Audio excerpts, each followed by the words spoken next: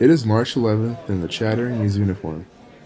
Whether indoors or outside, between students or faculty, friends or strangers, the conversation revolves around one thing only: news that we are going online for the rest of the semester. The obscure virus that has been looming in the outskirts of the world has hit home.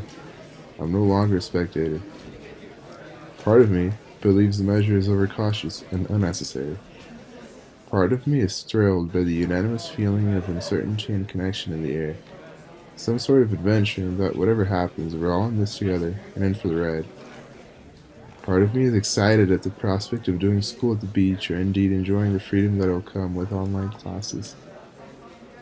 Part of me wonders whether this emergency is indeed serious enough to justify remote learning until the end of the semester, while fearing it might, God forbid, extend as far as June or something.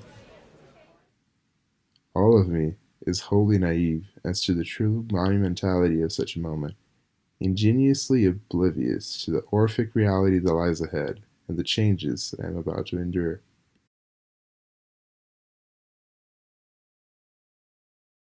Rows of suburban housing break the emptiness of the construction site that is my neighborhood. Streets that will one day welcome thousands of people every day as they frequent the shops and parks that will eventually compose the heart of Superior. For now, the proto-downtown stands solely as a concept of what it can be, making up for its lack of character through imitating the architecture and layout of a central neighborhood. Only one sports facility operates in the area and is responsible for drawing people in during the day. But at night, the region is met with great solitude and silence, broken only by the sounds of neighboring US 36.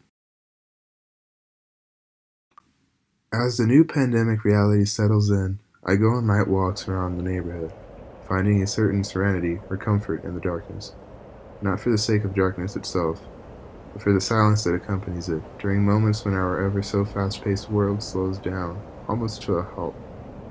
At night, society does not expect me to be awake, let alone productive. It is a time of transition from one day to the next, a liminal time for reflection and self-awareness. In this context, however, my walks also feel off. There is an element of the uncanny, of eeriness to the setting, along with a certain comprehension of the weird world that surrounds me. Living in a time of transition between normals, in a region of transition into something it still is not, while studying to eventually transition into something I do not yet comprehend.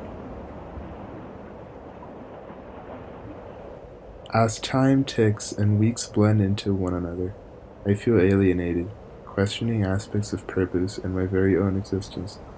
I wonder if things will ever feel normal again. However, to my surprise, there is also a part of me that dreads the return to normalcy, that seeks this existential limbo, craves uncertainty, and finds awe in the unknown. An incomprehensibly beautiful world surrounds me, and I will never be able to fully grasp it, so I must embrace the unknown. But I can't freeze time. I know life will move on, and one day the pandemic will end. Memories will fade, and those who lived through it will be gone, along with their first-person accounts of the events that defined it and complex feelings that it provoked. But if I can replicate one version of these feelings, the reflection of a single account of the human experience on Earth, specific to a short but emblematic time in history, then who knows, part of me may outlive the other part.